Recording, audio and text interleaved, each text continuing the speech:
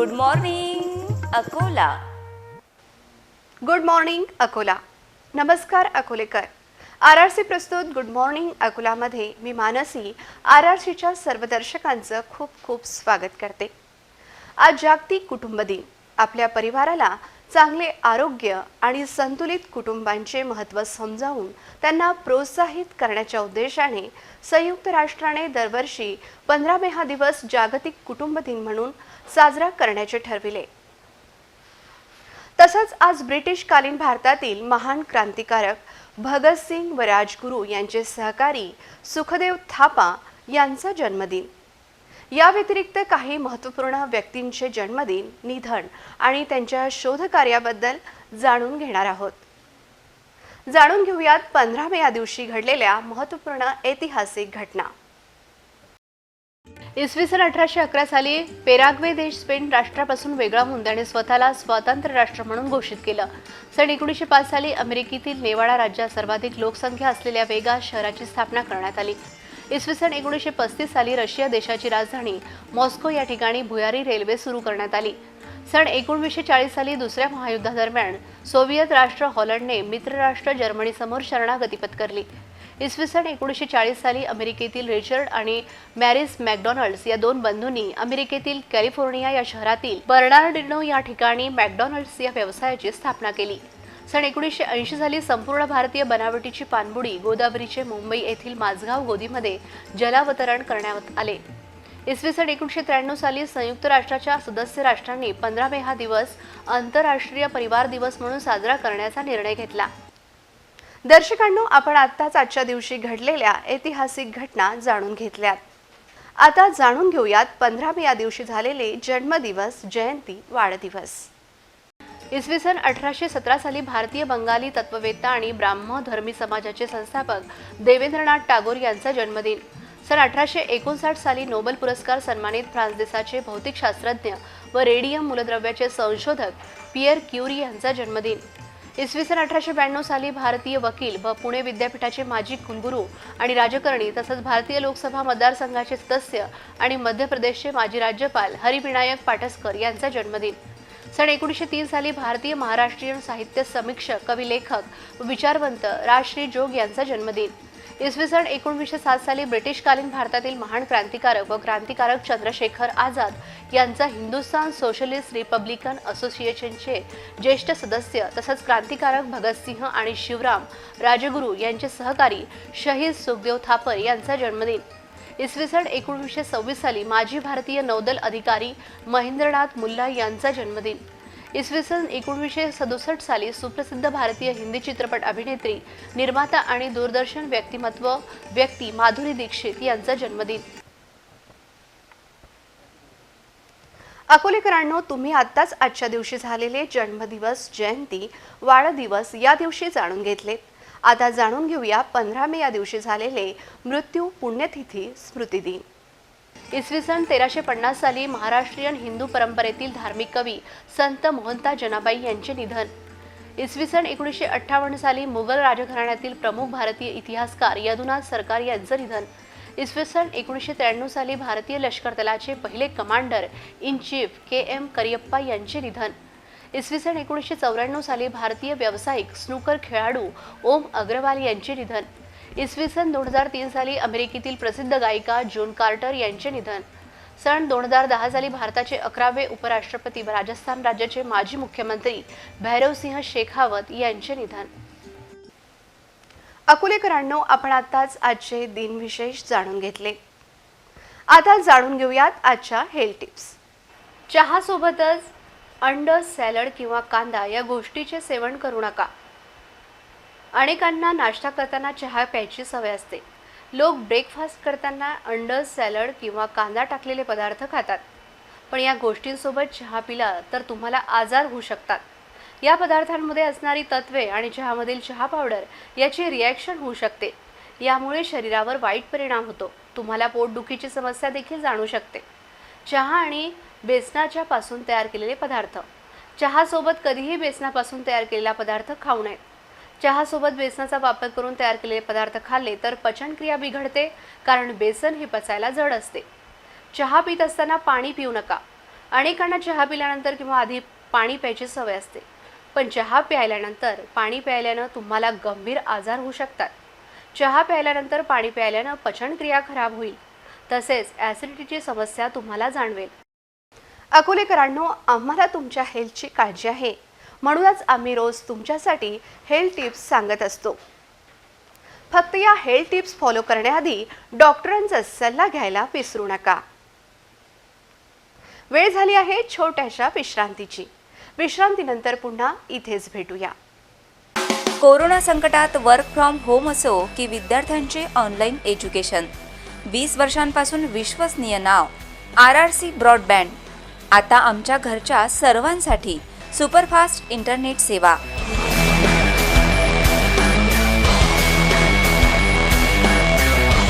चोवीस तास मिळवा 100 Mbps ची स्पीड. RRC broadband.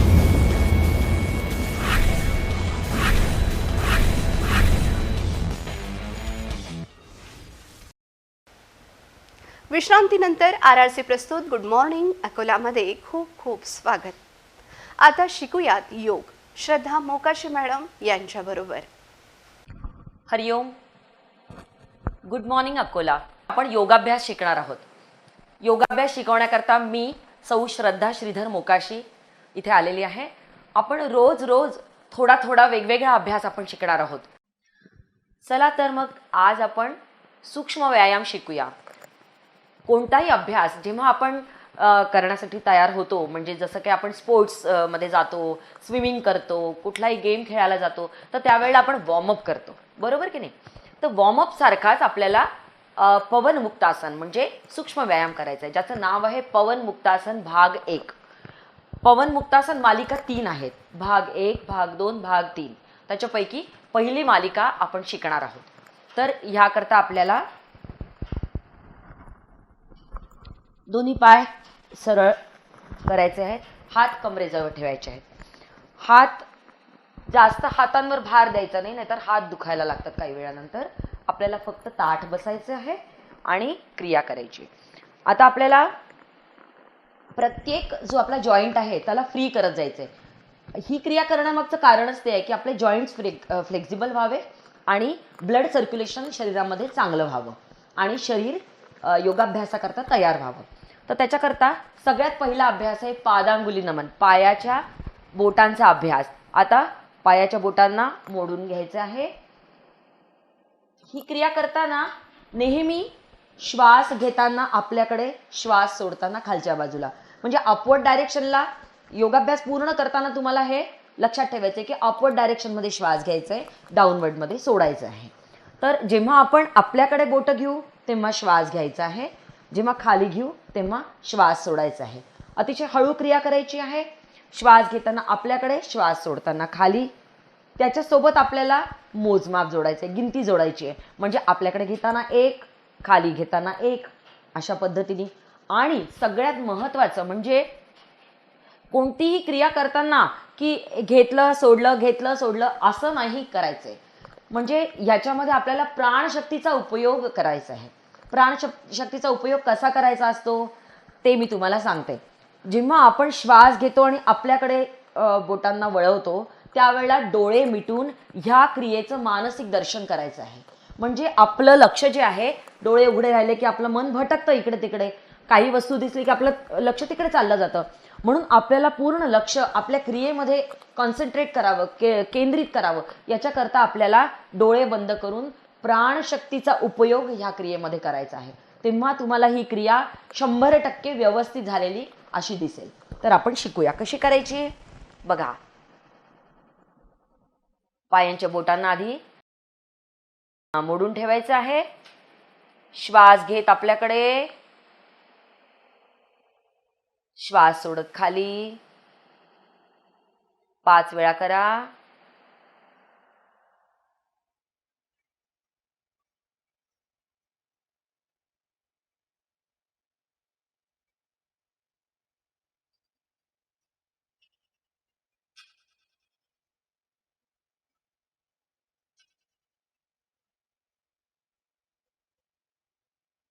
रिलॅक्स. जेव्हा आपण कंटिन्यू क्रिया करतो त्यावेळेला लगेच दुसरी क्रिया सुरू करायची, डोळे उघडायचे नाही आणि पुढचा अभ्यास करत जायचा. पण आता मी तुम्हाला सांगतेय त्याच्यामुळे मी प्रत्येक वेळेला डोळे उघडेन आणि प्रत्येक वेळेला तुम्हाला सांगेन कसं करायचं ते.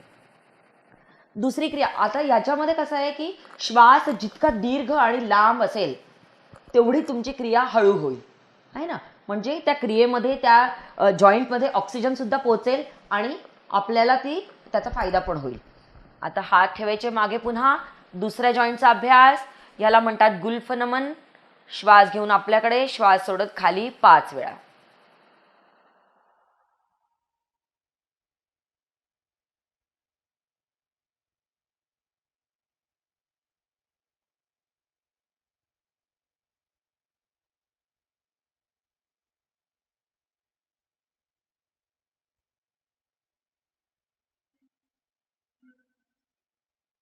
आता पायामध्ये अंतर घ्यायचं आहे आणि गोल फिरवायचे. गोल फिरवताना ही क्रिया जी आहे ही 3 प्रकारे केली जाते. एक तर नॉर्मल ब्रिदिंगमध्ये, सामान्य श्वसन जेव्हा चालू असेल तेव्हा. दुसरं म्हणजे अंतरकुंभकमध्ये, श्वास घ्यायचा आहे, रोखून ठेवायचा आणि 5 वेळा क्रिया करायची, नंतर श्वास सोडायचा. किंवा श्वास घेत आपल्याकडे, श्वास सोडत खाली, म्हणजे अपवर्ड डायरेक्शनमध्ये घ्यायचा आणि डाऊनवर्डमध्ये सोडायचा. अशा प्रकारे आपण करू शकतो. याच्यामध्ये काय करायचं आहे की ज्यांना बीपीचा त्रास आहे किंवा ज्यांना हार्टचा त्रास आहे त्या लोकांनी ही क्रिया, जो अंतरकुंभक मी सांगितला आहे, श्वास घेणे आणि रोखून ठेवणे, ते करायचं नाही. फक्त श्वास घेणे आणि रोखून ठेवणे हे नाही करायचंय. बाकी सगळेजण करू शकतात. पायाचे पंजे ताणून घ्या, गोल फिरवायचे आहे.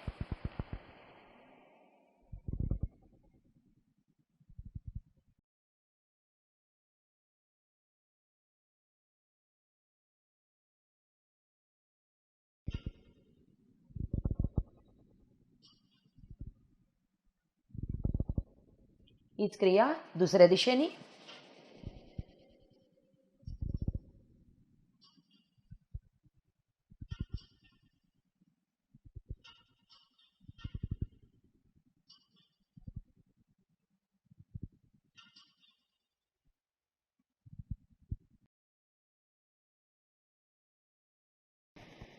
आता पुढचा प्रकार, उजवा पाय फोल्ड करून घ्यायचा, डाव्या मांडीवर ठेवायचा, पंजा थोडा बाहेर ठेवायचा आहे जेणेकरून आपल्याला पंजा फिरवता येईल. उजवा हात पायाच्या अँकलवर ठेवायचा आहे आणि डाव्या हाताने पंजा फिरवायचा आहे. श्वास घेत वर, श्वास सोडत खाली 5 वेळा.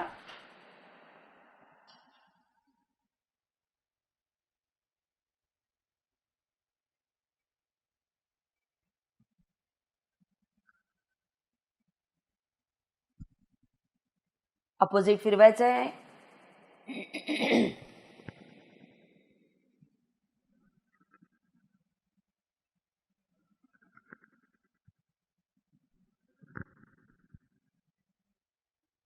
दुसऱ्या पायाने हीच क्रिया करायची आहे.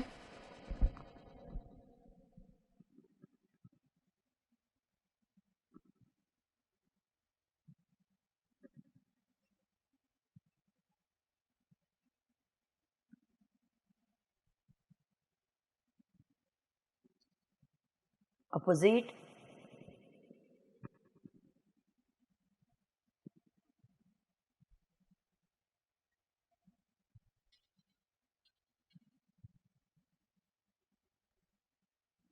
रिलॅक्स. पुढचा अभ्यास, पुढच्या जॉईंटचा अभ्यास.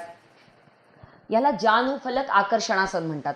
म्हणजे संस्कृतमध्ये गुडघ्यांना जानू म्हणतात. जानुफलक म्हणजे जानूच्या वाट्या, आणि त्यांना आपण आपल्याकडे खेचणार आहे आणि ढिल्या सोडणार आहे. 5 वेळा हा अभ्यास करायचा आहे. श्वास घेत आपल्याकडे, श्वास सोडत खाली.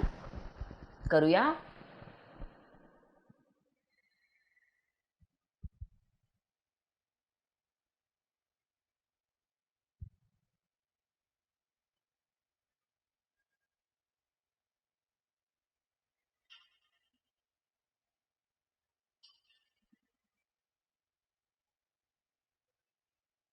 पुढचा अभ्यास पुन्हा गुडघ्यांकरताच आहे.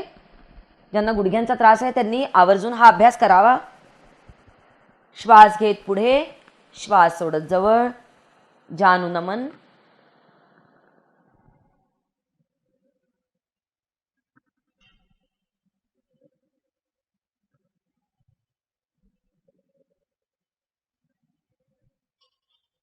दुसऱ्या पायाने हीच क्रिया पुन्हा करायची आहे. श्वास घेत पुढे, श्वास सोडत जवळ.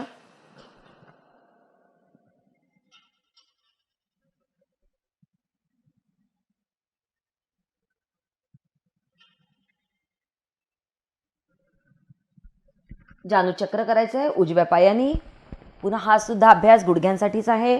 श्वास घेत वर, श्वास सोडत खाली असं पण करू शकता. अंतरकुंभकमध्ये सुद्धा करू शकता.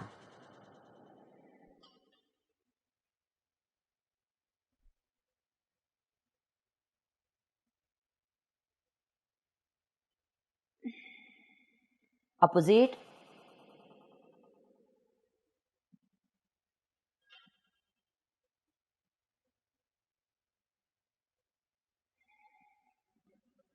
दुसऱ्या पायाने हीच क्रिया रिपीट करायची आहे.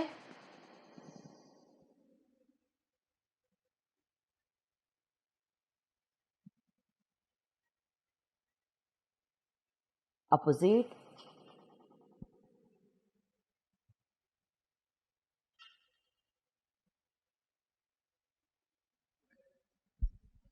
हां, आता परत पुढचा जॉईंट. आपला आता पायाचे बोटं झाले, अँकल जॉईंट झाला, गुडघ्यांचा जॉईंट झाला. आता हिप जॉईंट करता अभ्यास, अर्ध तिथलीचा अभ्यास करायचा आहे. उजवा पाय फोल्ड करून ही जी टाच आहे इथे लॉक करायची आहे. मान पाठ सरळ ठेवायची आहे. श्वास घेत वर, श्वास सोडत खाली. अर्ध तिथलीचा अभ्यास.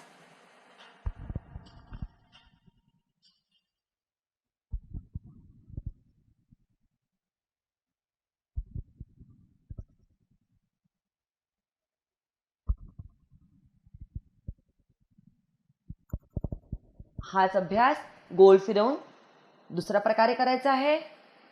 अंतरकुंभकमध्ये करूया.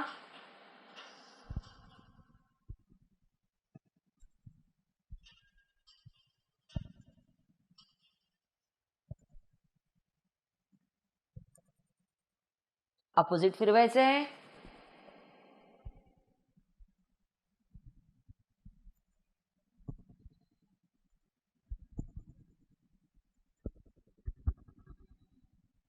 ही टाच जी आहे इथून हलता कामा नये. ही टाच इथे लॉक करून टाकायची. आता श्रोणी विस्तार. याच्यासाठी श्वास घेत उघडायचा आहे, श्वास सोडत जागेवर आणायचा आहे.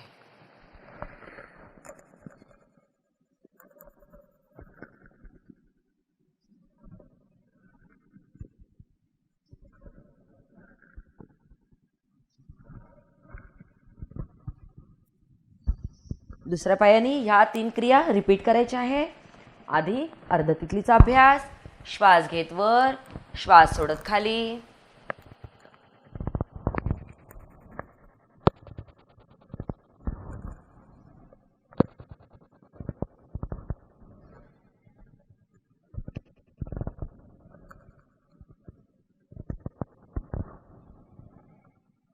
श्रोणी चक्र अंतरकुंभकमध्ये.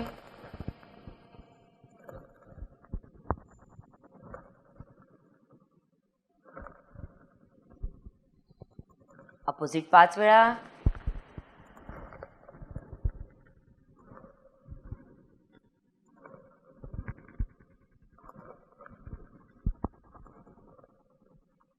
श्रोणी विस्तार.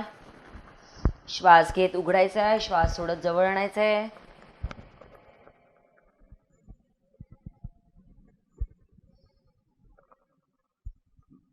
आता हिप जॉईंट झाल्यानंतर कमरेचा जॉईंट. याच्या पुढचा अभ्यास. पायांमध्ये अंतर घ्यायचंय, जितकं शक्य होईल तितकं घ्यायचंय. हात मध्ये मध्यभागी श्वास घ्यायचा आणि जेव्हा आपण वळतो त्यावेळेला श्वास सोडायचा आणि जो हात मागे जाईल त्याच्याकडे आपल्याला बघायचं आहे.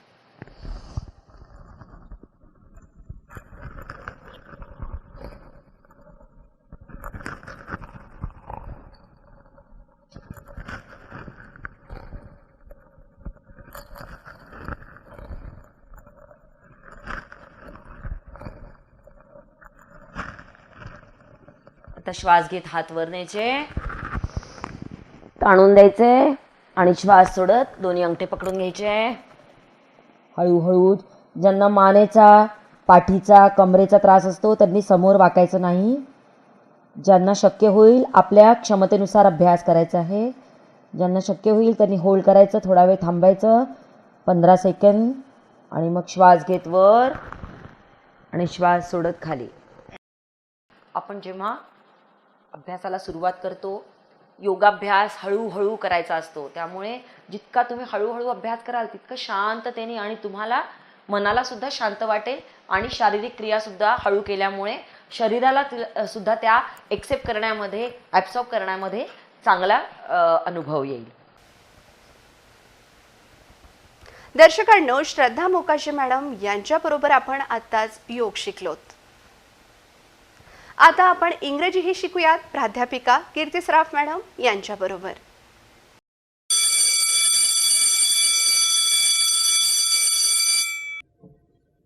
नमस्कार मित्रांनो, मी कीर्ती सराफ RRC नेटवर्कच्या इंग्लिश स्पीकिंग सेशनमध्ये आपलं सगळ्यांचं स्वागत करते. मित्रांनो, गेले 3-4 दिवस झाले आपण इंग्लिश स्पीकिंग शिकतो आहोत. रोज 15 मिनटं आपण आपल्या स्वतःला देण्याचे ठरवलेलं आहे. तर आतापर्यंत आपण जे काही शिकलेलो आहोत, मी आशा करते की तुम्ही ते सगळं आपल्या रोजच्या संभाषणामध्ये वापरत आहात आणि जितकं तुम्ही ते कराल तितकं तुमचं इंग्लिश लवकर सुधारायला किंवा इम्प्रूव व्हायला मदत होईल. कुछ जो वर्ड्स है जो मैं आपको सिखा रही हूँ, हमने पहले ही डिसाइड किए कि डायरेक्टली हम लोग फ्लुएंटली इंग्लिश में नहीं बात कर सकते कि आज सीखा और आज पूरा का पूरा इंग्लिश में बात करने लगे, दैट इज़ नॉट पॉसिबल. तो आपको क्या करना है, जानबूझ के कुछ जो इंग्लिश वर्ड जो हम लोग रोज़ सीख रहे हैं वो आपको यूज़ करने हैं आपके संभाषण में. जब आप किसी से बात करते हो उसकी वजह से क्या होगा, आपको आदत पड़ती जाएंगे इंग्लिश वर्ड्स यूज़ करने की. और फ्लुएंट इंग्लिश स्पीकिंग की जो फर्स्ट स्टेप रहती है वो यही है, यूज़ मिक्स लैंग्वेज. आपको मिक्स भाषा में बात करनी है, आपकी मातृभाषा और थोड़े English words. So this is the first step of improving English. ही पहिली पायरी आहे तुमचं इंग्लिशमध्ये इंग्लिश सुधारण्याची किंवा इंग्लिश स्पीकिंगची पहिली पायरी कोणती आहे, आपल्याला मिक्स लँग्वेजमध्ये बोलायचं आहे. जे वाक्य, जे कन्स्ट्रक्शन, जे वर्ड्स आपण रोजच्या इंग्लिश स्पीकिंगमध्ये शिकतो आहोत ते आपल्याला मुद्दाम यूज करायचे. जिथे शक्य असेल तिथे यूज करायचे आहेत. आणि तुम्हाला अजून एक मी प्रॅक्टिस सांगितली होती की तुम्हाला मिररसमोर उभं राहायचं आहे, तुम्हाला आरशासमोर उभं राहायचं आहे आणि जे आपण शिकतो आहे ते लिहून आपल्याशीच म्हणजे जोरात वाचून ते आपणच ऐकायचं, आपणच वाचायचं आहे, आपणच ऐकायचं आहे. त्याच्यामुळे तुमचे इंग्लिश उच्चार जे असतात, जे प्रोनाउन्सिएशन आहे ते इम्प्रूव्ह व्हायला तुम्हाला मदत होणार आहे. तर मित्रांनो, करताय ना प्रॅक्टिस? मी पण करते आहे, मला पण इंग्लिश अजून चांगलं करायचं आहे. ओके. तर आता आपण कालच्या सेशनमध्ये पाहिलं होतं की जगात सगळ्यात इम्पॉर्टंट काय. आज मला सगळ्यांचं उत्तर माहिती आहे, जगात सगळ्यात इम्पॉर्टंट मी आहे. आप खुद हो. सबसे ज़्यादा लाइफ में इम्पॉर्टेंट कौन हो? आप खुद हो. आप हो तो दुनिया है, जहान है. अगर आप ही नहीं है तो ना आपकी संपत्ति काम की है, ना आपका स्टेटस काम का है, ना पैसा, ना फैमिली, ना रिलेटिव्स, ना गर्लफ्रेंड, ना बॉयफ्रेंड, ना पत्नी, कोई काम का नहीं है. तो सबसे ज़्यादा इम्पोर्टेंट क्या है? आप खुद. और आपके खुद के बारे में इंग्लिश कैसे बोलना है, हमने कल 2 कंस्ट्रक्शन सीखे थे. That is I am end next one was I am plus verb plus ING. तो हमने सीखा था I am a doctor, I am a teacher, मैं एक डॉक्टर हूँ, मैं एक टीचर हूँ. आई एम अ मदर, मैं एक माँ हूँ. आई एम योर फादर, मैं आपके पापा हूँ. Like that. ओके, ऐसे हमने कल सीखा था. सेकेंड कंस्ट्रक्शन हमने सीखी थी आई एम वर्किंग, मैं काम कर रही हूँ. आई एम टॉकिंग, मैं बात कर रही हूँ. आई एम वॉचिंग, मैं देख रही हूँ. आई एम राइटिंग, मैं लिख रही हूँ. आई एम डूइंग होमवर्क, मैं होमवर्क कर रही हूँ. The baby is crying, baby क्या है? रो रहा है. अभी ये थोड़ा सा अलग सीख लिया, बता दिया मैंने, बिकॉज हम लोग अभी हमारे बारे में तो सीख लिया बात कैसे करना है. अभी अगर हमें दूसरों के बारे में बात करना है, हमारे अलावा दूसरों के बारे में बात करना है, तो उसको इंग्लिश में कैसे करना है या उसको क्या बोलते हैं इंग्लिश में, the first one word is he का मतलब रहता है तो, ती, तो या ते, या हिंदी में उसको बोलते हैं वह. ओके तो ही ये जो वर्ड है वो इस्तेमाल करते हैं पुरुषों के लिए, मेल्स के लिए या बॉयज़ के लिए. ओके तो ही म्हणजे तो और वह. ओके और वो इस्तेमाल करते हैं पुरुषों के लिए या बॉयज़ के लिए या जेंट्स के लिए. ठीक है. अभी ही इज मीन्स तो आहे. ओके वह है. अभी वह क्या है, अभी इसको और एक दो वर्ड जो हमने लास्ट टाइम जोड़े थे, doctor, engineer, lawyer, mother, father, like that, तो वो हम लोग अभी फिर से वैसे ही टाइप की कंस्ट्रक्शन आज बनाने वाले हैं. लाइक दैट हम लोग अभी शुरू करेंगे. I hope you are writing. आपकी स्क्रीन पे भी दिए गए हैं sentence, kindly note it down. आपको जो जो स्क्रीन में दिखता है वो नोट डाउन करके रखेंगे तो वो आपको रिवीजन करने में बहुत काम आएगा. ओके तो हम आज ही के बारे में बात करने वाले. ही मीन्स तो, वह. ही इस्तेमाल होता है पुरुषों के लिए, मेल्स के लिए या जेंट्स के लिए या बॉयज़ के लिए. ठीक है, उसको इंग्लिश में बोलते हैं ही इज तो आहे. अभी हमको पूरा सेंटेंस बोलना है, ये इनकम्प्लीट सेंटेंस है तो उसको कैसे बोलेंगे हम लोग. ही इज अ गुड बॉय, वो बहुत अच्छा लड़का है. He is a bachelor. Okay उसकी शादी अभी होनी है. या ही इज अ लॉयर, वह एक वकील है. Okay he is a father, तो वडील आहे. ओके तो बाबा आहे. ओके देन वो पिताजी है. He is a father. He is my friend, वो मेरा मित्र है. Then he is a student, वह एक स्टूडेंट है. ही इज अ टीचर, वह एक टीचर है. ही इज माय ग्रँडफादर, ते माझे आजोबा आहेत. वह मेरे दादाजी है. Okay and he is my uncle, वो मेरे काका है या वो मेरे चाचा है, ते माझे काका आहेत. तर हे सगळे जे वर्ड्स आपण जेंट्ससाठी यूज करतो ते हीच्या समोर जोडायचे आहे आणि तुम्हाला त्याचे वाक्य बनवायचे आहे. तर मी आशा करते की तुम्ही असे रोज खूप सारे सेंटेन्सेस स्वतः तयार करता आहात आणि आरशासमोर उभं राहून तुम्ही ते रिवाईज करता आहात, स्वतःच बोलता आहात, स्वतःच ऐकता आहात. आणि मी गॅरंटी देऊन सांगते जर रोज तुम्ही अशी प्रॅक्टिस केली तर 100% कुठेही क्लासला न जाता तुमचं इंग्लिश इम्प्रूव्ह होणार आहे. आणि जी आपली खूप मनोमन इच्छा आहे की मला छान इंग्लिश बोलायचं आहे ती नक्की नक्की पूर्ण होणार आहे. तर ही इज म्हणजे तो आहे आणि ते जे आपण त्याच्या बाबतीत बोलतो आहे, जेंट्सच्या बाबतीत बोलतो आहे किंवा एखाद्या थर्ड पर्सनच्या बाबतीत बोलतो आहे, जो जेंट्स आहे, पुरुष आहे, त्याच्यासाठी यूज करायचं आपल्याला ही इज. ओके त्याच्यानंतर आपल्याला शिकायचं आहे ती जर असेल तर काय बोलायचं. ती म्हणजे स्त्री असेल तर, ती म्हणजे गर्ल असेल तर काय बोलायचं आहे. लेडीज जर असेल कोणी तर तिच्या बाबतीत कसं बोलायचं आहे. अगर वो लेडीज है, अगर वो औरत है तो उसके लिए यूज करते इंग्लिश में शी, SHE, शी इज का मतलब होगा वह है, ती आहे मराठी में. ओके तो अभी ती आहे ये समझ में आ गए आपको. अभी हमें क्या यूज करना है, हाउ टू मेक द सेंटेंस. अभी उसका सेंटेंस कैसे बनाएंगे. अगेन जो हमने कल आई एम में यूज किया था अभी शी इज के सामने यूज करेंगे.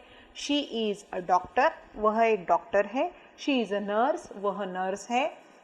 शी इज माई फ्रेंड, वो मेरी सहेली है.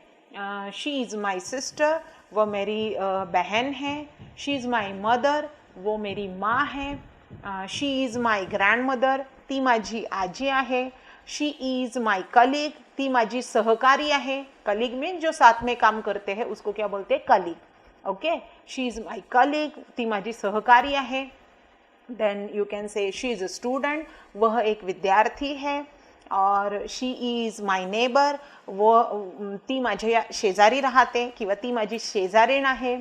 शी इज अ बास्केटबॉल प्लेयर, ती बास्केटबॉल खेळणारी आहे किंवा बास्केटबॉलची पटू आहे मराठीमध्ये. त्याच्यानंतर शी इज माय मेंटर, ती माझी मेंटॉर आहे, जी मला शिकवते, जी मला गाईड करते आहे. Then she is an actress, ती एक ॲक्ट्रेस आहे, हिरोईन.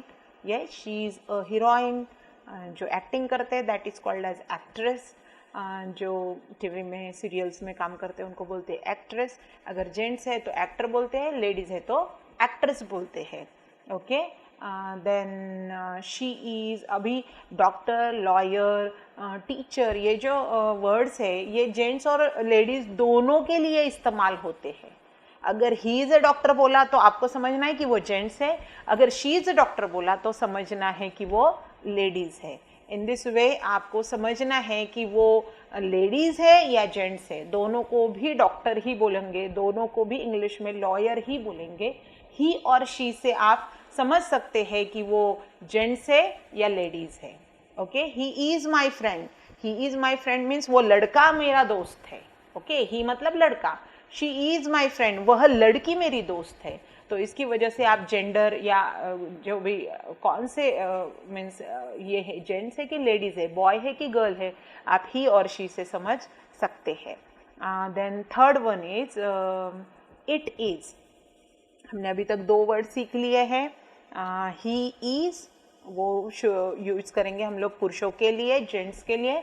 सेकेंड हमने सीखा शी इज़, वो हम लोग यूज़ करेंगे औरतों के लिए या गर्ल्स के लिए या फीमेल्स के लिए. अभी थर्ड जो वर्ड मैं आपको बताने जा रही हूँ वो हम लोग इस्तेमाल करेंगे प्राणियों के लिए या निर्जीव वस्तुओं के लिए, पशुओं के लिए, प्राणियों के लिए और निर्जीव वस्तुओं के लिए. इट हा जो शब्द आहे तो आपण निर्जीव वस्तूंसाठी वापरतो, प्राण्यांसाठी वापरतो, पशु पक्षी, कीटक, किडे मकोडे सगळ्यांसाठी काय वापरणार आहे आपण? इट वापरणार आहे. ओके. आता माझ्या क्लासमध्ये एक शंका होती की पशु पक्षी तर निर्जीव नसतात. जरी निर्जीव नसतात तरी त्यांना इटच वापरतात. निर्जीव वस्तूंना आणि पशु पक्षी, किडे मकोडे, कीटक यांच्यासाठी इट वापरतात. फक्त निर्जीव वस्तूंसाठी नाही वापरत, दोघांसाठी पण इट वापरतात. ओके. इट इज, ते आहे, वह है. आता आपल्याला सेंटेन्स बनवायचे. इट इज अ डॉग, तो कुत्रा आहे. इट इज अ कॅट, ती मांजर आहे. इट इज अ क्रोकोडाइल, वह मगरमच्छ है. इट इज अ चेयर, वह एक कुर्सी है. इट इज अ टीवी, वह टीवी है. It is a cell phone, cell phone means mobile phone. So it is a cell phone, ये मोबाइल फोन है. इट इज अ मार्कर, यह marker है. It is a pen, it is a pencil, ये pen है, ये pencil है. तो आपके आजू बाजू में आप घर में बैठे हो, you are watching the English speaking session, आप इंग्लिश स्पीकिंग सेशन देख रहे हो और अभी मैंने क्या बताया आपको? इट इज आपको सेंटेंस बनाने हैं. कितने सेंटेंस बना सकते हैं? हंड्रेड्स ऑफ सेंटेंस बना सकते हैं. कैसे? जहाँ पे बैठे हो वहीं पे बैठे रहो और आजू बाजू में नज़र डालो. आपके आजू बाजू में क्या सजीव वस्तु है, क्या निर्जीव है, कौन से पशु है, कौन से पक्षी है, प्राणी है, whatever you see around yourself. आपके आजू बाजू में जो कुछ भी दिखता है वो सब इट में आप ट्रांसफॉर्म कीजिए. एक तो पशु पक्षी प्राणी और वस्तुओं को इट यूज करेंगे. ओके. तो आपको इट के भी सेंटेंसेस लिखने हैं. जो कुछ भी चीज़ आपको आजू बाजू में दिखती है उसके लिए आपको इट यूज करना है. आई होप यू अंडरस्टैंड. मैं आशा करती हूँ कि जो मैं आपको बता रही हूँ आपको समझ में आ रहा है, आप सभी प्रैक्टिस कर रहे हैं. फिर से एक बात मैं रिक्वेस्ट करूँगी कि जो से हम लोग रोज के सेशंस में पढ़ते हैं कृपया वो लिख लीजिए एक डायरी में या एक बुक में और रोज़ आपको मिरर के सामने खड़े होके वो रिवाइज करना है, वो पढ़ना है, वो भी ज़ोर से पढ़ना है. इससे क्या होगा? आपके इंग्लिश के उच्चारण जो है वो स्पष्ट होंगे, आपका इंग्लिश प्रोनाउंसिएशन जो है वो इम्प्रूव होगा और आपका कॉन्फिडन्स भी बढ़ेगा. ओके. तर रोज आरशासमोर उभं राहून 5-10 मिनटं तुम्हाला प्रॅक्टिस करायची आहे. Thank you so much for listening me so patiently. मुझे इतना ध्यान से सुनने के लिए धन्यवाद. मिलते हैं नेक्स्ट सेशन में.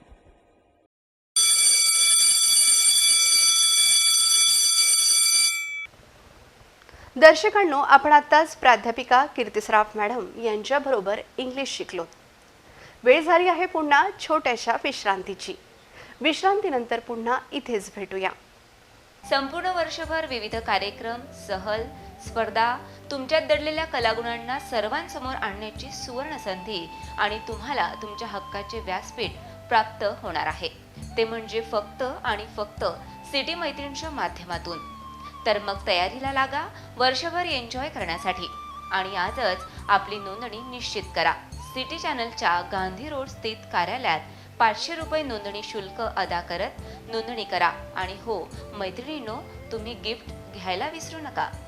ऑफिस वेळेत तुम्ही सिटी चॅनलच्या गांधी रोड स्थित कार्यालयातून गिफ्ट घेऊन जाऊ शकता.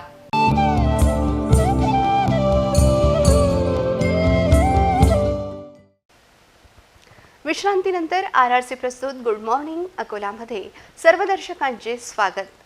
चला तर आज लॉ अँड जस्टिस मध्ये काय आहे ते पाहूया. कायदेविषयी कोणतेही प्रश्न तुमचे, उत्तर तज्ञांचे.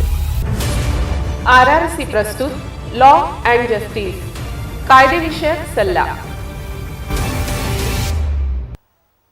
नमस्कार. RRC प्रस्तुत लॉ अँड जस्टिसच्या या सदरात मी संजय पाटील आपणा सर्वांचे स्वागत करतो. रसिक हो, आज आपण जाणून घेणार आहोत लहान मुलांशी संबंधित कायदा पॉक्सो ॲक्ट याविषयी, लैंगिक अपराधापासून बाल संरक्षण अधिनियम 2012 याविषयी. या विषयासंदर्भात तज्ज्ञ मार्गदर्शक म्हणून आज आपल्यासोबत उपस्थित आहेत माननीय advocate Sanjay Sengar sir. Sir, RRCच्या मंचावर मी आपले स्वागत करतो. नमस्कार. सरांविषयी सांगायचं झाल्यास सर बाल न्याय मंडळावर सध्या आहेत आणि बाल संरक्षण समिती जी असते तर त्यावर सर सदस्य म्हणून बरेच वर्ष होते. सर बाल न्याय मंडळाला सदस्य आहे व बालकल्याण समितीला सर बरेच वर्ष सदस्य म्हणून होते. नंतर ते अध्यक्ष म्हणून सुद्धा बरेच वर्ष त्यांनी कार्य केलेलं आहे. लहान मुलांचं जे क्षेत्र आहे त्याबद्दल अतिशय संवेदनशीलतेने ते कार्य करत असतात. बऱ्याच ठिकाणी जेव्हा या विषयासंदर्भात पॉक्सो ॲक्ट संदर्भात काही अडचणी निर्माण होतात किंवा काही जाणून घ्यायचं असतं तर सेंगर सरांचा फोन खणखणतो व कितीही वाजता असू देत, दिवसा रात्री फोन खणखणला म्हणजे सरांचं उत्तर तयार असतं. त्यांना कायद्यासंदर्भात कुठलंही पुस्तक बघण्याची गरज नाही, एवढं त्यांचं कार्यक्षेत्र मोठं आहे, व्यापलेलं आहे. एवढ्या तन्मयतेने ते या क्षेत्रामध्ये कार्य करत असतात. प्रेक्षक हो, आपण लॉ अँड जस्टिसच्या या सदराला भरभरून साथ देत आहात तेव्हा वेगवेगळ्या विषयांसोबत तुमच्यासमोर जागरूकता निर्माण करणं हे आमचं नैतिक कर्तव्य समजतो. व सुरुवात करूया आजच्या सदराला. सर, मला असं विचारायचं आहे की पॉक्सो ॲक्ट जो आहे, लैंगिक गुन्ह्यांपासून बाल संरक्षण अधिनियम 2012, तर हा कायदा नेमका काय आहे, याचे स्वरूप कसे आहे? नमस्कार, मी ॲडव्होकेट संजय सेंगर. सर, सर्वप्रथम मी आपला आभार व्यक्त करतो, अभिनंदन करतो की आपण बालकांच्या या कायद्याबद्दल आपण आज इथे चर्चा घडवून आणली.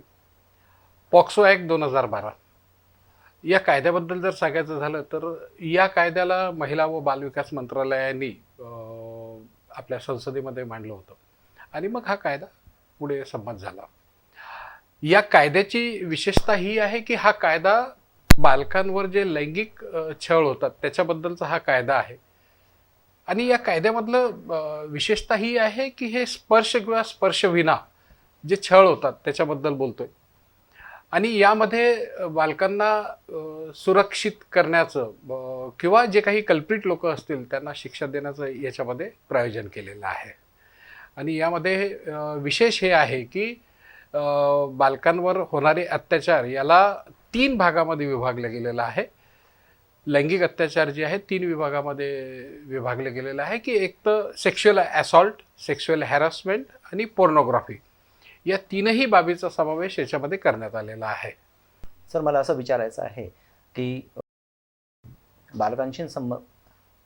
विचारायचं आहे की बालकांशी संबंधित इतर कायदे व या कायद्यामध्ये नेमका काय फरक आहे?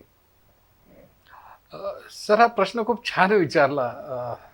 तसा कायदा हा सर्वांच्या हितासाठी आणि भल्यासाठीच असतो आणि कायद्याची विशेषता ही असते की काळानुसार, समयानुरूपनुसार कायद्यामध्ये बदल होत असतात आणि काय गरज आहे कायद्याची त्यानुसार हे होत असतात. असं नाही आहे की 2012 पूर्वी बालकांवर जे छळ होत होते त्यांच्यासाठी कायदे नव्हतेच. IPC मध्ये त्याच्या तरतुदी होत्याच होत्या. बरोबर. पण 2012ला हा कायदा इंट्रोड्यूस केला गेला, तर हा फक्त मुलांबाबत, बालकांबाबत, लैंगिक छळाबाबत हा कायदा इंट्रोड्यूस केला गेला. आणि याच्या काही वैशिष्ट्य आहे या कायद्याची. जसे हा कायदा 18 वर्षाखालील बालकांसाठी आहे, एक. नंबर 2, असं सांगता येईल की हा जेंडर रहित कायदा आहे. उदाहरणार्थ मुलगा, मुलगी किंवा थर्ड जेंडर कोणतंही 18 वर्षाखालील बालक असेल त्यांच्यासाठी हा कायदा आहे. या कायद्यामध्ये विशेष न्यायालय स्थापन केल्या गेलेली आहे. या कायद्यामध्ये जे सरकारी वकील असतात ते विशेष सरकारी वकील असतात. त्याचसोबत या कायद्याला जे अभिप्रेत आहे त्यानुसार बालकांची गुप्तता असेल किंवा बालकाला सपोर्ट पर्सन देणं असेल, या सर्व बाबींचा या कायद्यामध्ये विचार केला गेलेला. इवन दो जर मुलगा दिव्यांग असेल, सक्षम नसेल, तर स्पेशल एज्युकेटरची त्याच्यामध्ये मदत घेतली जाते. सोबतच मानसिकदृष्ट्याही जर बालक सक्षम नसेल तर त्याचीही मदत, जे स्पेशल एज्युकेटर राहतील त्यांचीसुद्धा मदत घेतली जाते. बालकांची गुप्तता याच्यावर फार मोठा भर दिलेला आहे. कोर्टाच्या ट्रायलच्या वेळेलाही आरोपी बालकांना पाहू शकणार नाही. बालकाला मदत व्हावी म्हणून सपोर्ट पर्सन इत्यादी भरपूर बाबी याच्यामध्ये, या कायद्यामध्ये नमूद केलेल्या आहेत. अगदी बरोबर. गरजेनुसार कायद्यांमध्ये तरतुदी केल्या जातात. फार वेगळं असं वैशिष्ट्य असलेला हा कायदा लहान मुलांच्या संरक्षणाच्या दृष्टिकोनातून, त्यांच्यावर होणाऱ्या लैंगिक अत्याचारावर त्यांना योग्य पद्धतीने न्याय मिळावा, त्यांची मानसिकता, त्यांचं पालनपोषण आणि त्यांचे जे अधिकार आहेत, बाल अधिकार, या संदर्भात विचार करून ह्या कायद्याची निर्मिती करण्यात आली आहे. अतिशय छान. सर, कधीकधी असलेला संकोच किंवा आपण जर ही गोष्ट पुढे आणली तर समाजात आपली बदनामी होईल, या दृष्टिकोनातून पॉक्सो ॲक्ट संदर्भात झालेल्या गुन्ह्यांची नोंद ही पोलीस दरबारी केली जात नाही, रिपोर्ट दिला जात नाही, तक्रार दाखल केली जात नाही. तर अशा संदर्भात कायदा हा काय सांगतो आणि मंडेटरी रिपोर्ट म्हणजे नेमकं काय? तर हे आमच्या प्रेक्षकांना जाणून घ्यायला निश्चितच आवडेल. सर, आपण नेमकं प्रश्नावर बोट ठेवलं. यामध्ये एक सेक्शन 21 मध्ये हे स्पष्टपणे दिलेलं आहे की जर गुन्हा घडत असेल, असं कोणाला दिसत असेल किंवा गुन्हा घडला असेल, अशा वेळी संबंधित व्यक्ती जर यंत्रणेला सूचना देत नसेल तर तो अपराध मानला जाईल. त्यांना ती सूचना देणं गरजेचं आहे. पुष्कळदा समाजामध्ये असंही होते की आपल्या परिवाराची बदनामी होईल किंवा इतरही कारणे, जे काही कारणे त्यांना वाटत असतील, त्या कारणाने रिपोर्ट देण्यासाठी पालक असतील किंवा इतर कोणी मंडळी असेल तर ते रिपोर्ट द्यायला पुढे मागे करतात किंवा देत नाही. पण अशा वेळेला कलम 21 याच्यासाठी आपल्याला सांगते की मॅन्डेटरी रिपोर्टिंग आहे आणि जो व्यक्ती हे मॅन्डेटरी रिपोर्ट करणार नाही त्याला 6 महिन्याची शिक्षा किंवा दंड किंवा दोन्हीही याच्यामध्ये प्रावधान केलेलं आहे. तसंच जर एखादा व्यक्ती एखाद्या संस्थेचा प्रमुख असेल किंवा तिथला तो मेन असेल आणि त्याच्या हाताखालचे किंवा जे कोणी कर्मचारी असतात त्यांनी असा गुन्हा केला असेल आणि ते प्रमुख जर ही रिपोर्ट देण्यासाठी फेल ठरत असतील किंवा गुन्हा दाखल करण्यासाठी ते तयार नसतील, त्यांना माहीत असून सुद्धा, तर त्यांना 1 वर्षाची शिक्षेचं प्रावधान केलेलं आहे. अर्थात याच्या मागची भावना जी आहे की बालक हे सुरक्षित असले पाहिजे आणि त्यांना योग्य न्याय मिळाला पाहिजे, ही या कायद्यामागची भूमिका आहे. सर, मला असं विचारायचं आहे की पॉक्सो ॲक्ट संदर्भात ज्या गुन्ह्याची नोंद केली जाते तर त्या संदर्भात मुलांची मानसिकता बघता, सामाजिक त्यांना जे त्यांच्या मनामध्ये कॉम्प्लेक्स असतो, तर हे बघता पोलीस यंत्रणा जी आहे तर त्यांची कार्यपद्धती नेमकी कशी असते? मला याबाबत सांगायला आवडेल. जे ॲक्ट 2015 याच्यामधील कलम 107 107 कलम SJPU स्पेशल ज्युव्हेनाईल पोलीस युनिट किंवा विशेष बाल पोलीस पथक याची निर्मिती केली गेली आहे आणि अपेक्षित असं आहे की ही जी विशेष निर्मिती बालकांसाठी पोलिसांची केलेली आहे, त्यांनी बालकांच्या जितकेही विषय आहेत त्यांना हाताळावायचे. 107 जे ॲक्ट याच्यामध्ये हे सांगितलेलं आहे की त्या पोलिसांना बालकांसोबत कसं डील करायचं याच्या बाबतीत त्यांना प्रशिक्षण दिलेलं राहील. सेम पॉक्सोमध्येही त्या पोलिसांनी पुढाकार घ्यावा आणि त्यांनी या केसेस हाताळाव्या हे अभिप्रेत आहे. जसं बालकावर अत्याचार झाला तर बालक स्वतः किंवा त्याचे पालक जर तिथे रिपोर्ट पोलिसांमध्ये करत असतील तर विशेष बाल पोलीस पथकांनी त्याची दखल घ्यायला पाहिजे. बालकाला समजेल अशा भाषेमध्ये रिपोर्ट लिहून घ्यायला पाहिजे आणि बालकाला ते वाचून दाखवायला पाहिजे की हे कंटेंट याच्यामध्ये जे बालकांनी सांगितले आहे ते घेतलेले आहे. यामध्ये मी एक गोष्ट आपल्याला सांगू इच्छितो की जर बालक मराठी त्याला येत नसेल, आपण महाराष्ट्राचा जर संदर्भ घेत आहोत, तर मराठी त्याला येत नसेल तर त्याला जी भाषा येते ती भाषा जाणणारा व्यक्ती आणि त्याला ती भाषा आणि मराठी भाषा तर असा असणारा व्यक्तीही त्याला प्रोव्हाइड केला जातो. किंवा जर बालक विशेष गरजेचं बालक असेल तर त्याचे स्पेशल एज्युकेटर त्यांना दिले जातात. आणि याच्यामध्ये पोलिसांचं खूप मोठं कार्य आहे आणि त्यांना बालकांप्रती, कारण बालकावर अत्याचार झाल्यावर सर्वात पहिले जो संबंध येतो तो पोलिसांसोबत येतो. मग पोलिसांची भूमिका फक्त रिपोर्ट घेऊनच थांबते का? तर नक्कीच नाही. बरोबर. बालकांचा रिपोर्ट घेतल्यानंतरही विविध स्टेजवर पोलिसांना कार्य करावं लागते. उदाहरणार्थ, जर त्या बालकाला काळजी व संरक्षणाची गरज असेल व पॉक्सोमधलं सेक्शन 19 जर आपण पाहिलं तर त्याच्यामध्ये स्पष्टपणे हे दिलेलं आहे की बालकाला जर काळजी व संरक्षणाची गरज असेल तर पोलिसांनी 24 तासाच्या आत मान्य बालकल्याण समितीला ही बाब कळवणे गरजेचं आहे. याच्या मागची भूमिका किंवा भावना ही आहे की जसंही बालकल्याण समितीला याबाबत माहिती दिल्या जाईल तसंच बालकल्याण समितीला त्या केसनुसार जर वाटत असेल की बालकाला काळजी व संरक्षणाची गरज आहे तर तात्काळ त्या दृष्टीने पावले उचलले जातील. मी एक उदाहरण देऊ इच्छितो आपल्याला. समजा एखाद्या बालकावर त्याच्या घराशेजारच्या किंवा परिवारातल्याच एखाद्या व्यक्तीने अत्याचार केला. आता प्रश्न हा आहे की बालक हे घरी सुरक्षित आहे असं आपण मानतो. मग अशा वेळी त्या बालकांचा निर्णय मान्य बालकल्याण समिती घेईल. योग्य ती पावले उचलल्या जातील आणि बाळ कसं सुरक्षित राहील, त्याचे अधिकार कसे जपले जातील याबाबत ती काळजी घेईल. आणि पोलिसांनी जशी माहिती दिली आणि बालकल्याण समितीला, मग ती बालकल्याण समिती त्या प्रोसेसला लागते आणि ते बालक सुरक्षित ठेवण्याच्या दृष्टिकोनातून कार्य करते. सोबतच फक्त इथं पोलिसांचं कार्य थांबत नाही. मग बालकाचं मेडिकल असेल, ते मेडिकल नजीकच्या वैद्यकीय केंद्रामध्ये जाऊन त्याचं ते मेडिकल करावं लागेल. सोबतच पुष्कळदा अशाही केसेस येऊ शकतात की दुर्दैवाने त्या बालिकेला ती दिवस गेलेले राहतील.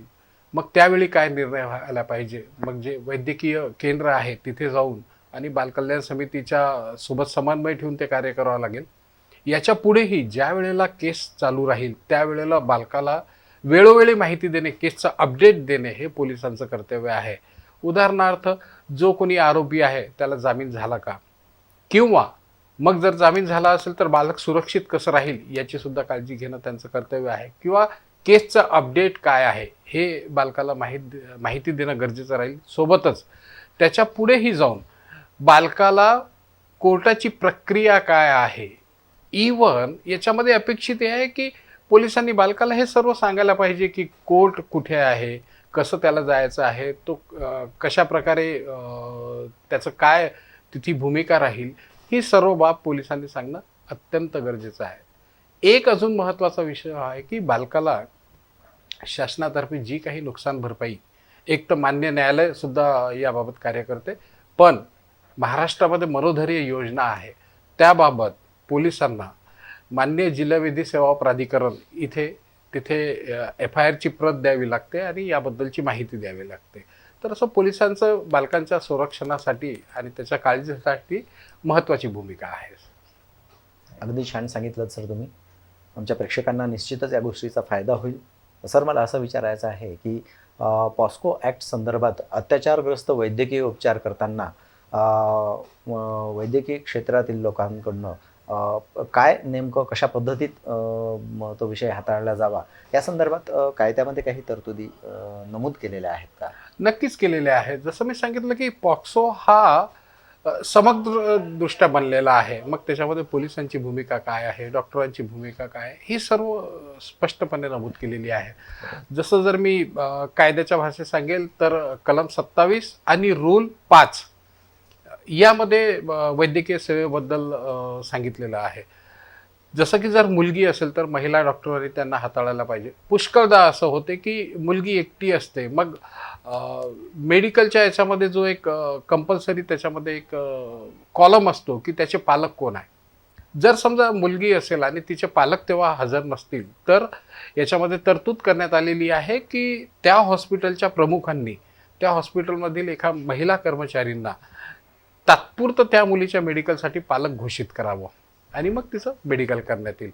यामध्ये बालकाला, कारण त्यांच्यासाठी हे सर्व नवीन प्रकार आहेत, अपेक्षित हे आहे की बालक ज्या वेळेला त्या प्रोसेसमध्ये जाईल तर संबंधित डॉक्टरांनी त्या बालकाला ही प्रोसेस कशी कशी आहे आणि ही कशी होईल त्याला विश्वासात घेऊन हे सर्व कार्य करायला पाहिजे.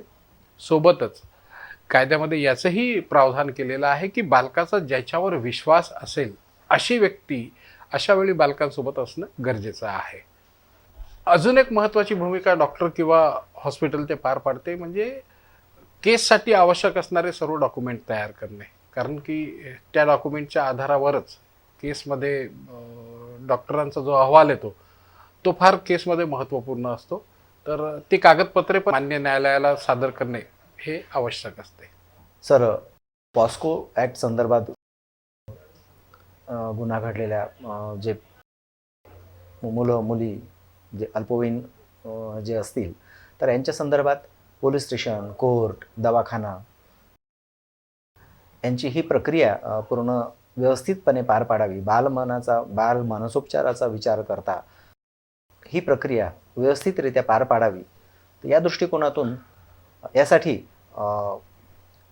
अत्याचारग्रस्त बालक व शासन किंवा न्यायव्यवस्था यांच्यासोबत समन्वय साधण्यासाठी बालकल्याण समिती ही नेमली जाते. तर याचे पॉस्को ॲक्ट संदर्भात नेमकं कुठले कार्य असतात हे सांगाल का? सर, आपण खूप छान प्रश्न विचारला. काळजी व संरक्षणाची गरज असलेली बालक यांच्यासाठी जे ॲक्ट 2015 किंवा बाल न्याय अधिनियम 2015 याच्यामध्ये बालकल्याण समितीचा उल्लेख केलेला आहे किंवा बालकल्याण समितीची निर्मिती आहे. कलम 27(9) नुसार त्याला JMFCचे पॉवर दिलेले आहेत. 5 लोकांची ही समिती असते, त्याच्यामध्ये 1 महिला असणं गरजेची असते. काळजी व संरक्षणाची गरज असलेले बालके यामध्ये बालकल्याण समिती त्यांची काळजी घेते आणि संरक्षण करते.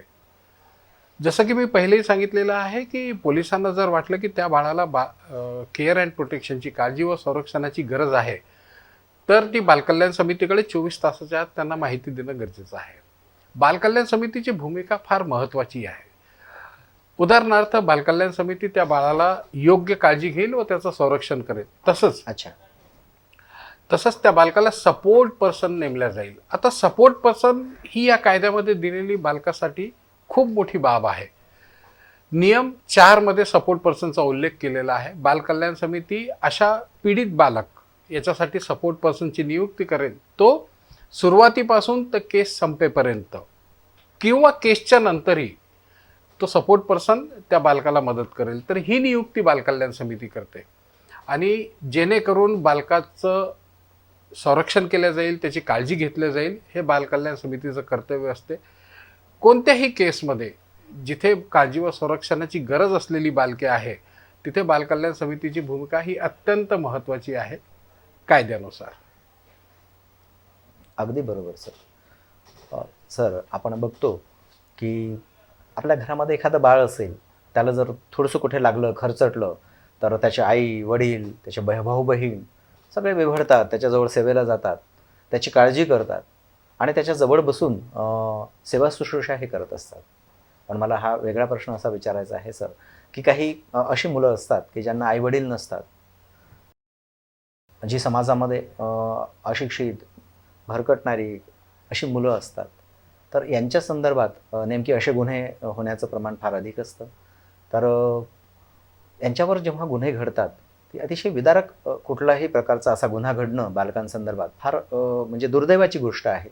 पण असे जेव्हा त्यांच्यावर हे गुन्हे घडतात आणि तर अत्याचारग्रस्तांची सेवा शुश्रूषावर त्यांची देखरेख करण्याकरता नेमकं काय व्यवस्था असते? सर, हा एक समाजामधला हा जो घटक आहे आपल्या सर्वांसाठी, मी म्हणेल ही आपल्या सर्वांची जबाबदारी आहे या बालकांची काळजी घेणे. पण मी आता नमूद केलेलं आहे की बालकल्याण समिती याच्यासाठी कार्य करते. बालक कोणतंही असो समाजामधील, ते आपलं बालक आहे. मी कायद्याच्या दृष्टीने तर हे आहेच आहे, पण आपण जेव्हा शाळेमध्ये शिकत होतो तेव्हा आपल्याला पेज नंबर 2 वर प्रतिज्ञा सांगितली होती की भारत हा माझा देश आहे, सर्व भारतीय माझे बांधव आहे. तर या ओळीप्रमाणेच सर्व भारतीय आमचे बांधव आहेत. आणि त्याच्यामध्येही जी मुलं ज्यांना परिवार नाही आहे, की जी मुलं त्यांना विशेष काळजी घेण्याची गरज आहे, तर बालकल्याण समिती त्याच्यासाठी कार्य करते. सोबतच काही सामाजिक संस्थाही विशेषतः पॉक्सोमध्ये कार्यरत आहेत आणि त्या बालकांना ती पूर्ण मदत करतात. कायद्याविषयक असेल, मग त्यांच्या निवाऱ्याविषयी असेल, किंवा त्यांना जी जी मदत लागते ती पूर्ण मदत करते. अर्थात याच्यामध्ये माननीय बालकल्याण समितीची भूमिका ही खूप महत्त्वाची आहे. माननीय ॲडव्होकेट संजय सेंगर सरांनी कायदेविषयक सविस्तर माहिती इथे दिली प्रेक्षकांना. त्याबद्दल RRCच्या वतीने मी सरांचे धन्यवाद व्यक्त करतो. सर, आज आपण इथे आलात, आपल्या व्यस्ततेतून वेळ काढून आमच्या प्रेक्षकांना मार्गदर्शन केलं, त्याबद्दल खरोखर आपले धन्यवाद व्यक्त करतो. ह्या संवेदन विषयाला आपण हात घातला, प्रेक्षकांना जागरूक केलं, त्याबद्दल खरोखर आपले धन्यवाद व्यक्त करतो. Thank you very much sir. आपला आभार व्यक्त करतो यासाठी की आपण आपल्या या माध्यमाने हा विषय इतक्या लोकांपर्यंत नेलेला आहे. मी मनापासून आपला आभार व्यक्त करतो. Thank you very much. थँक्यू. आज सेंगर सरांनी सांगितलेल्या ह्या कायदेविषयक संपूर्ण माहितीमुळे आपण जागरूक झाला असाल हे निश्चितच. त्यामुळे जाणून घ्या कायदा, तुमचा होईल फायदा. माहिती कायद्याची, तुमच्या फायद्याची. या विषयासह आज आपण इथेच थांबतो आहोत. पुन्हा भेटूया नवीन विषयासह, नवीन तज्ज्ञांसोबत. तोपर्यंत धन्यवाद. दर्शकांनो, आत्ताच आम्ही तुम्हाला लॉ अँड जस्टिस या कार्यक्रमात कायद्याची माहिती सांगितली. आता तुमच्याकरिता एक खुश खबर आहे. RRC प्रस्तुत गुड मॉर्निंग अकोला आणि सिटी मैत्रीण या कार्यक्रमात सामान्य नागरिकांना सुद्धा टीव्हीवर झळकण्याची संधी आम्ही देत आहोत. संपूर्ण माहिती जाणून घेण्यासाठी RRCच्या हेल्पलाईन नंबरवर संपर्क करा. हेल्पलाईन नंबर 8484842135 हा आहे. तसेच अकोलेकरांनो, आमच्या सोशल मीडियाला फॉलो करा, सबस्क्राईब करा, लाईक करा. तोवर नमस्कार.